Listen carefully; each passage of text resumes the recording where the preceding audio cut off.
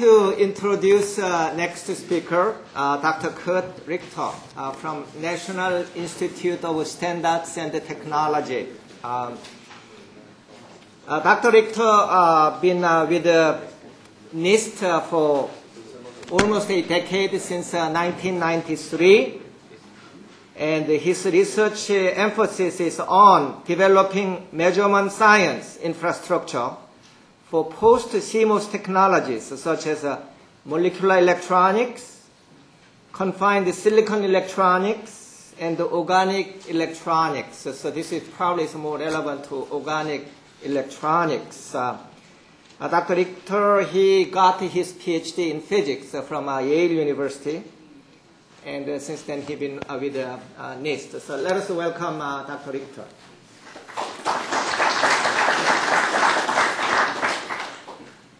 See if I can find myself here.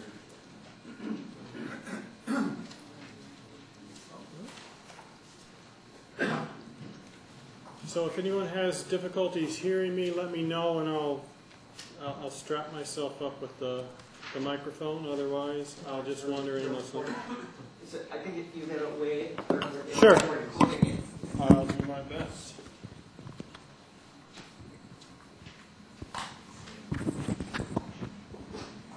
That's what the tie is for, is to hold the microphone. So I really appreciate the opportunity to speak to you today. It's a real pleasure to be here in this community of Memristor idols. And I'm going to talk about a flexible Memristor. And the person really driving this research has actually been Nadine Gergel-Hackett. But she's interviewing for faculty positions right now, so I get the chance to be here instead, and so I'm very happy. So today we've seen a lot of people discussing these real paradigm shifts that could be enabled by Memristors, and I actually want to stress a different type of paradigm shift, and that is moving away from traditional semiconductor processing and moving away from traditional semiconductor substrates. And this may seem wrong because the semiconductor industry has done so well for so long, but there's some things it doesn't do well. It doesn't make anything as large as this screen here very well. And it also doesn't make anything that you can roll up and put in your pocket very well. So we're going to stress solution process compatible, flexible Memristors, and we're going to stress large area applications. And this is a brief outline, just a little bit of motivation. Talk about, we make these based on sol-gel processing and then some electrical device behavior. So why would anybody want flexible electronics? I mean, my electronics works. I got a cell phone in my pocket. It'd be nice if it was lighter. It'd be nice if it was flexible.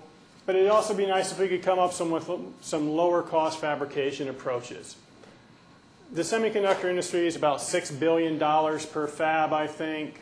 Yes, they get their money back, but not anybody can go in the business. There's 3 or 4 people on the planet now who can afford to build fabs. It'd be nice also if we could, because of these cheaper fabrication approaches, we could really enable pervasive electronics.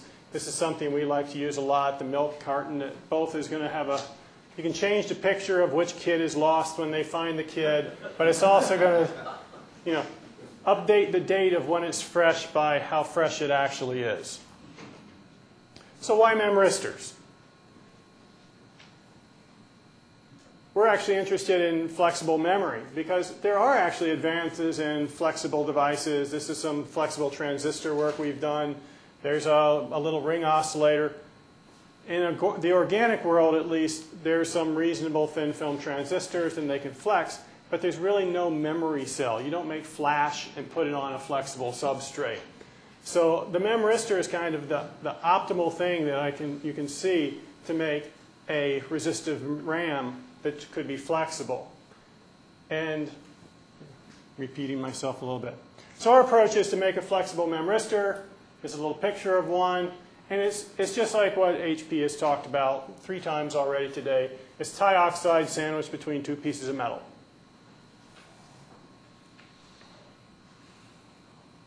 Major difference is we're going to use a sol-gel process to make our tioxide.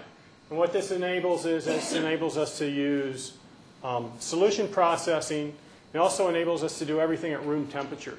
So there's absolutely no temperature, no environment necessary. So first we make a precursor. We base ours on titanium isopropoxide, and that's because we can buy it from Aldrich. I'm sure there are many other sol gels you can make. You mix it with a solvent, and you make this sol, which is basically a mixture. It's not a solution. This was actually originally proposed by the Heger group, who was using it for organic photovoltaics, and they were using it as a passive dielectric. They wanted a spacer layer to make sure all their light wasn't absorbed by the contacts. But we looked at that and said they've got a good way to make tioxide. So once you've got the colloid, you just spin it on a substrate. Some chemistry goes underneath, it hydrolyzes, and in the lovely Gaithersburg environment, we have enough humidity in the air that we just let it sit there. Room temperature, no controlled environment, and we get bad tioxide, which is what we want. Because if it's good tioxide, it's a nice insulator, and it doesn't do anything. So we have to have those defects. Now we did XPS, and it looks like TiO2 from XPS. And XPS just doesn't really have the sensitivity to tell you if you're at 1 or 2%, or as Stan was pointing out, 10 to the minus 3 or 10 to the minus 5% of vacancies. You're not going to be able to resolve that in XPS. We've also done a lot of spectroscopic ellipsometry, which indicates that it's tioxide, but it's actually less dense than crystalline tioxide. This is not really good tioxide. And the FTIR says it's tioxide. So how do we make these devices? We take a flexible substrate, and it's literally an overhead transparency. So I saw Professor Chua still using his overhead transparencies. The rest of us are using our computers, and we have boxes and boxes of these things laying around. So we use these as our substrates. They're effectively free now. We put a metal contact down. We're actually using shadow masks and evaporation to make this metal. We're using aluminum. We've also done inkjet printing, and we've also done lamination, so you can go towards like roll-to-roll processing or full printing type processing. We spin our sol gel on, we let it sit around overnight, and we evaporate a second contact on top. And when it's done, we get a device that has the classic bow tie of a Memristor. And you know, this is one of these old devices. It's just a piece of plastic. Nothing special about it except for it has this lovely nonlinear curve. And as I said, it looks very much like the early Hewlett-Packard devices, which are, you know, you would hope they would look the same. Dioxide Memristor. They're even on the same scale from terms of current, which is a little disturbing because I believe this is about a 50 by 50 nanometer, and this is 2 millimeters, by the way. And that's why you can see it if you look at it. We've made hundreds of these devices, but of the first 50, 90% of them just did this. So we have a fairly reliable way to make a Memristor on a substrate. And so the first question is it really flexible? And so we built a little thing to bend Memristors. My boss likes to build toys. It was really good.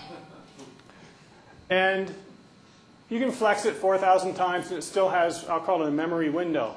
Now you'll notice that the current for both the on-state current and the off-state current is drifting, but the relative ratio is still huge. So there's our Memristor curve. Isn't quite as attractive after 4,000 flexes, but it's still very much a Memristor bow tie.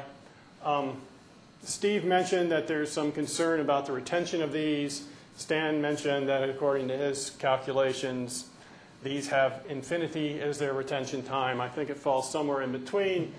But our patience, which was a month, so up to 2 million seconds, we don't see any closing of the high and the low states. So they're certainly quite stable. In the past, working with Hewlett-Packard, I've looked at devices that were years old, and you know, not that they were cycled billions of times in between there, but sitting on the shelf, they didn't change. So they're not perfect though. So this is cycle 1. They go through, they stay in their high state, they're perfectly happy in the high state, turn them off. The next time when we want to turn it on, we had to go to a higher bias to get them to kick on again. So this morning Professor Chua said that Memristors have a mind. I like to think they have a mind of their own. That, you know, for our devices so far, I would call this the fatal flaw. I can't switch it 10 to the 6 times and get the same curve 10 to the 6 times. On the other hand, if I could do that, I would have quit my job in the government and started a business and be marketing these things. So Stan very well explained how the tioxide devices work and switch. And I'll say it not as well. But the oxygen vacancies are drifting across. And when you have oxygen vacancies, the tioxide is conductive. And so in general, we're going to think that this drift of vacancies back and forth across is going to cause the switching. And we have this little cartoon here that we start in the low state where most of the sample is the tioxide insulator that we're showing. In reality, it can't be most of 60 nanometers tioxide, because if it was, it would really be off. And we get the higher current and we get enough field that we get some drift, and then we turn on. In this case, I'm showing a whole wave front, so we're showing the whole device going across. We go to the high state. We stay in this high state. There's nothing driving it back. That's why we got a very abrupt jump, and it stayed there as we went all the way across. The whole thing is conducting. So it stays in this conducting state until we start to go back, until we turn it off, and we just go around this bow tie. So you can make little cartoons like this where you have the doped and undoped section to explain this. Stan showed the freshman model of 2 resistors. I got to admit, I intentionally didn't tell anyone where I went to undergrad, because I know when I was a freshman we weren't learning about drift diffusion models. It was a little more sophisticated than my undergraduate education. But what I've shown so far is basically attributed to you've gone until the entire thing is conducting. You've basically hit a wall. And in fact, I'll show you in a little bit, you'll often get it so it stays and it'll go further on a high current state. But you don't have to. You don't have to drift all the way across. And if you don't drift all the way across, you can get these concatenated hysteresis loops, I believe was the phrase, or some compressed hysteresis. Anyway, you get these compressed hysteresis loops, and we see the same thing. So you see cycle 1, cycle 2, cycle 3. And to me, this is what's exciting. The bow ties I showed you before is exciting for implementing binary memory, which is nice if you want to extend CMOS a little bit, or in my case, if you want to make a wall-size display that has a local cache for each pixel so you don't have any jitter in your picture. But it's data like this that really allows you to envision adaptive analog applications or neuromorphic applications, the more exciting applications than just binary. So we've moved to smaller devices because even in the world of large area, 2 millimeters is too big. So these are 100 microns.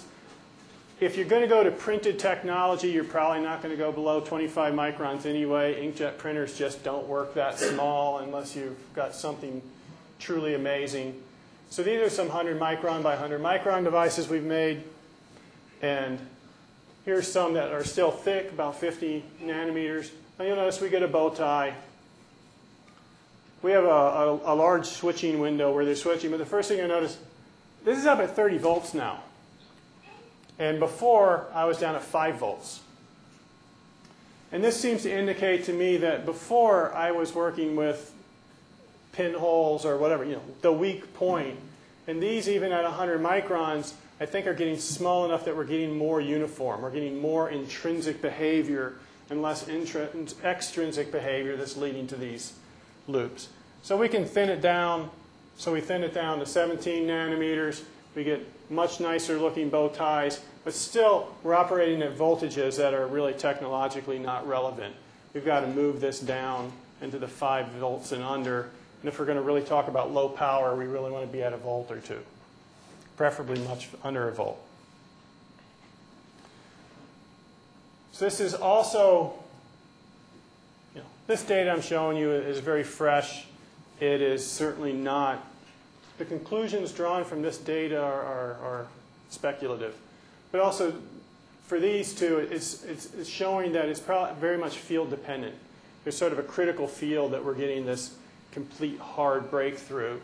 And when I was first looking at these, I was thinking we were maybe just breaking it, literally. But we do get it to turn back off nicely. It's not a breakdown. So we did want to demonstrate that these devices can operate as memory. And so we made a little thing. You can write the 0 state, and you can write the 1 state, and it works as memory. So, a single memristor can be used as a single memory cell, just like you would expect. So to real quickly summarize, we've got a sol-gel-based flexible memristor. The fresh samples show relatively ideal properties for a memristor. They can be easily modeled by the freshman resistance model. The device stability and reproducibility definitely need to be optimized if we're going to move forward with these from a technological basis. But it's a 2-terminal flexible memory device. And in the world of flex, this is actually very important. There just isn't a memory cell that's convenient to make on flex. And this is non-volatile, relatively low operating power. You can rewrite it. It's cheap to make. And it has the basis for completely solution-based processing. One thing I didn't mention earlier when I was discussing the fabrication, there's actually a YouTube little video on this. If you go to YouTube and say Memristors, first you'll see Stan, then you'll see Professor Chua, and eventually you'll see NIST and a little video. And it actually has some very nice sort of cartoons explaining the fabrication process. So to move forward, that's not good enough. So the main thing we really need to do, if we're going to engineer these things, we really got to understand the details of the mechanism. And in our case, because we're making the tioxide so differently than conventionally, our tioxide may be behaving differently, and in fact, we may have a different mechanism in our tioxide than the standard tioxide. I certainly can't believe we've got Ti407 in our amorphous carbon-laced stuff. We really want to discover, is it really charged? Is it electric field triggering? There's this feedback of moving from partially drift to all the way drifted. One of the things we like to do is we like to measure where the charge is via capacitance. Something we do very well, except in memristors, when they're on, they're on. And it's hard to measure the capacitance of a resistor. We're investigating the area dependence, the film thickness dependence. We're tearing them apart to see what's going on when they're in the on state. And we're also working on completely printed processing, so working on inkjet processing of all the steps. I'd like to acknowledge the people that have done the work. We have lots of people working on this. Most of our funding comes internally from the Office of Microelectronics Programs, and one of us is funded by the intelligence community. Thank you very much, and I'd be happy to answer some questions because apparently I talked very quickly. Thank you very much. Any question from the audience? Yes, please. Do you happen to guess what's happening when you're flexing the devices and you see this deterioration? Do you know what's going on? I wouldn't even care to speculate. The devices are more stable when they're just sitting still, meaning it's not just deterioration due to being in the ambient. They seem to be very stable, as I showed on the other one. They're stable over time in the ambient, but the flex is doing something. If they're polycrystalline or crystalline, I could certainly imagine that it's just sort of cracking. They're not really that flexible. Tioxide is not that flexible of a material. Yes, sir. One of the problems with this thin film technology is that when you try to make the active circuit, because of the mobility is so low, so that's why MFS, TFT and all, it's very difficult to make driver circuits and all. So how do you push to work on that? Can you repeat the question and then answer it for decoding purpose, please? So I believe the question was, even if I make a memory cell, how am I going to implement the rest of the aspects of flexible, because the mobility of the transistors on flex tend to be very low, and therefore it's hard to make drive circuitry that will perform. First off, you can select applications that don't have to be that good. So you can select applications that really do not need the high performance. A performance of 10, mobility of 10 centimeters squared per volt second would be adequate for a lot of applications. And that is achievable with the very best of the organic TFTs. But, you know, silicon, you get the mobility you get, you know. Those are mostly for the static display, for radio motion or something like that. You need to have at least 1,000 mobility. How much? At least 100 to 1,000 mobility. Well, we don't have 1,000 with much of anything. So,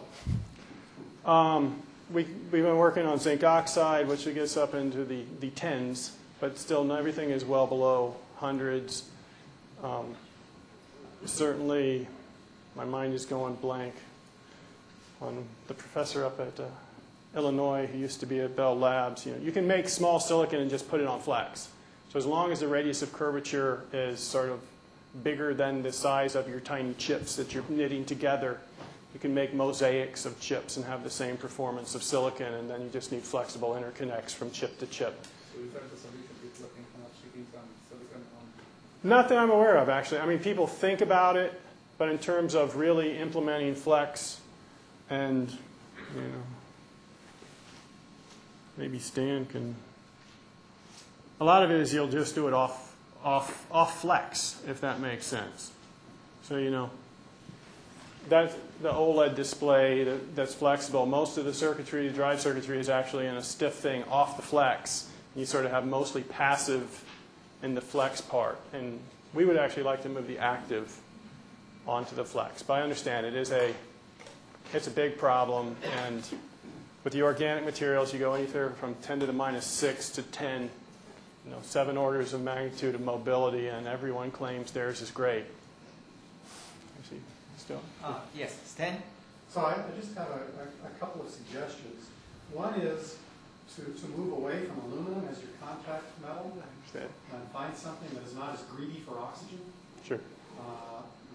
Because aluminum will steal the oxygen out of the titanium dioxide and form a little thin film of aluminum oxide which Right. Understood. That's one. Also, there's this issue of the sharp, we'll call it apparent voltage threshold. The fact that these devices are so very nonlinear gives these apparent voltage thresholds. And I think that if you do just try looking at this time stress type of issue, what you'll find is you'll be able to get those things to switch at any voltage if you're patient enough, if you apply that voltage for long enough. But these sharp knees that people see and we saw actually don't relate to a voltage or field threshold at all. It's just the fact that the things are extremely nonlinear, and depending upon how you want to do it and your rate at which you're sweeping, you can get that thing to occur just about any place. Right. We have done some of the time dependence, and the results are even less understandable than the limited ones I showed. That's why I gave the disclaimer of, these are very tentative results, and they certainly have not been solidified, and we need to do a lot more work on understanding the details of these devices. But I think from a good news is, didn't work hard, and they look like Memristors. Yeah. One last question from behind. Yeah, John Paul. Sorry. These are amorphous films, right? Yes. So can you comment on possible activation energy differences that you don't expect the same crystalline paths for the oxygen diffusion? So it is, wouldn't you expect the conductivity to be less if it's based on the kinetic motion of these oxygens in a non-crystalline